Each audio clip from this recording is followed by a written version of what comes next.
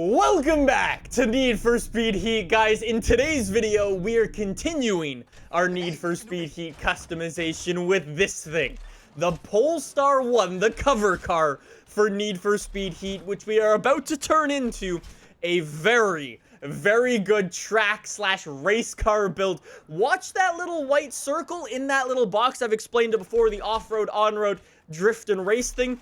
Watch that when we're tossing on parts onto this car, and you will see how insane this car really is. We will get back into that in a little bit, though.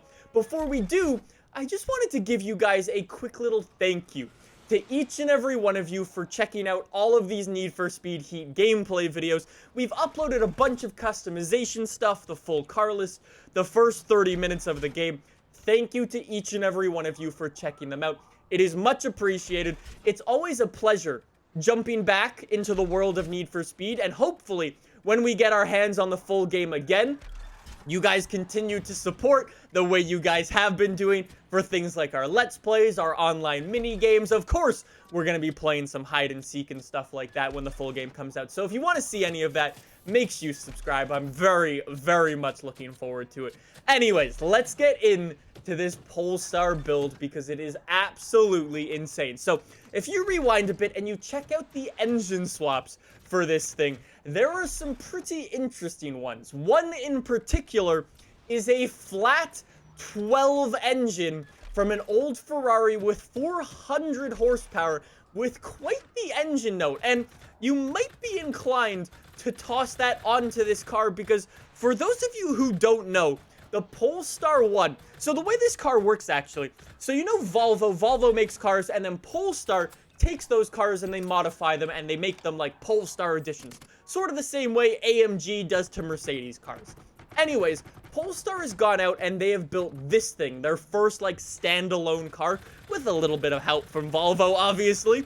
Anyways, this thing is running an inline-4 engine with that. It's a 2-liter inline-4 engine with 600 horsepower, which is absolutely insane because it is turbocharged and supercharged, and it is also a hybrid with, I believe, 3 different hybrid engines. This thing is absolutely insane.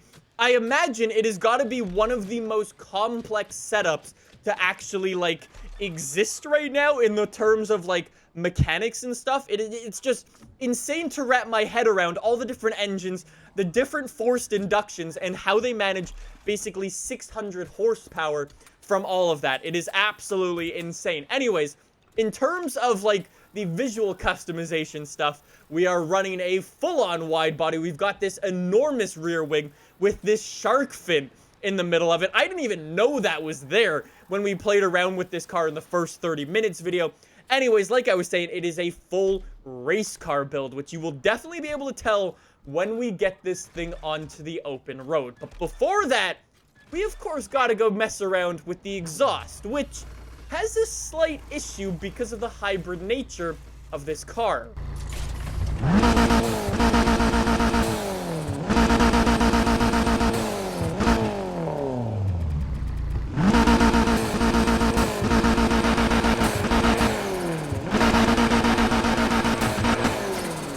Now, you might have noticed right there that this car wasn't actually able to shoot a flame. I actually thought it was a glitch with the exhaust that I swapped on because they were like pointed down towards the ground and stuff. I was like, maybe they're like clipping into the diffuser on this thing and it can't shoot flames because of that. So I swap on some other ones, and no, for whatever reason, the Polestar 1 is not able to shoot flames. Obviously, when you're using the NOS, it shoots flames.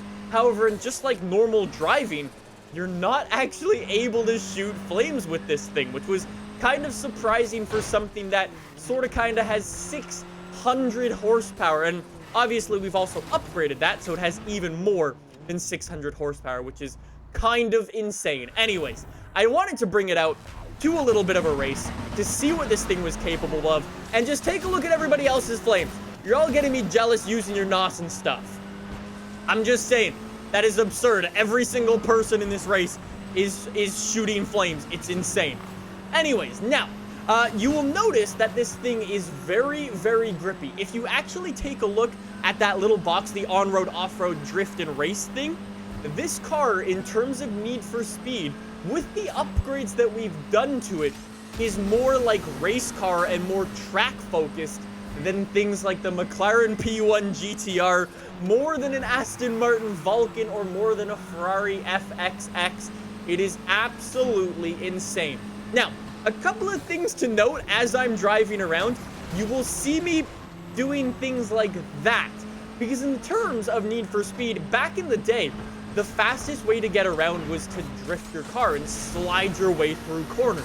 And when I jumped into this game, I just sort of kind of assumed that it was the same thing. So you will see me throughout this entire time messing around with this car is I'm throwing the weight around, trying to get it to step out to see if it'll drift, and this thing just doesn't want to. However, you will also notice that I do definitely make a couple of mistakes just because I'm so familiar with like pressing the handbrake coming into a corner to try to carry my speed through better in previous Need for Speed games. You will see me definitely press the handbrake and try to drift through corners, so just ignore that. That is me being a moron and not the car sliding around. Like there again, a little bit, I was like hesitating. It's almost like you have to change your thought process when you're driving something this grippy in Need for Speed, because it's something that's just different. It's something we haven't had before, and people have actually already gone out and done some experiments to try to figure out what's faster now, grip racing or track racing, or drifting, excuse me. And it turns out that finally, grip racing is faster. So if you see me drifting around, it's actually slower. Anyways, I recently spotted this thing on the map, which was a time trial event. And there you go, you can finally see one of the ghosts in Need for Speed Heat. It is so cool. I love like the blue. It's not like a normal video game ghost where it's just like kind of like opaque and you can see through it.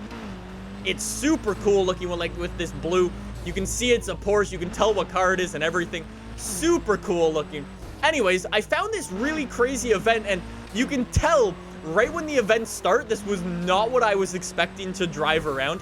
I jump in and I'm expecting like high speed corners to really mess around with our Polestar 1 here. And I realized that it's just hairpin after hairpin after hairpin. So I don't know if like these time trial things are going to move around, if there's going to be more of them or less of them. We'll have to see. But this one in particular was just something that I didn't expect to see in Need for Speed Heat. However, when I went and completed it, we beat the ghost there, and we pick up $40,000 in the game, which is just, whoa. I think that's the most amount of money we have done for doing a single event, which was awesome. Anyways, I found another one on my map, which had me drive to underneath of this monorail, which I tried to jump on, and that didn't go super well. However, this time trial, look where it takes place.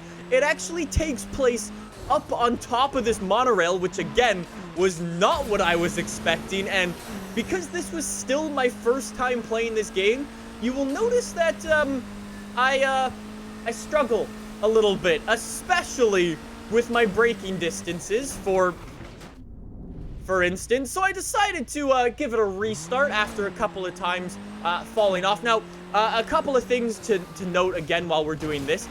This is still an early version of the game that was actually completed about 7 weeks ago from what we heard.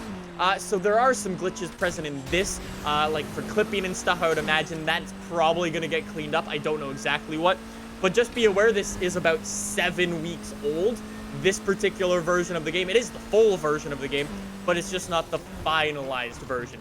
So hopefully some things where we're clipping around and messing around into the walls and stuff, hopefully that gets cleaned up. Anyways, I restarted the event. I wanted to jump in again and try to go a little bit slower and try to actually finish this one up, just to see how much money I was able to get for this one. However, whoever set the ghost time on this one absolutely flew away, and I wasn't able to catch them up. And spoilers, they actually beat me because of things like that. And you actually don't get any money from completing a time trial if you lose, at least in this particular version of the game, like I was saying. Still an early version of the game. We'll have to see if that sticks till the end. Anyways, that is your first look at the Polestar 1 in Need for Speed Heat. Unbelievably grippy. A full track tune is insane. Trying to mess it up by sliding around doesn't work. Highly recommend you give it a go. I can't wait to jump into the P1 GTR now.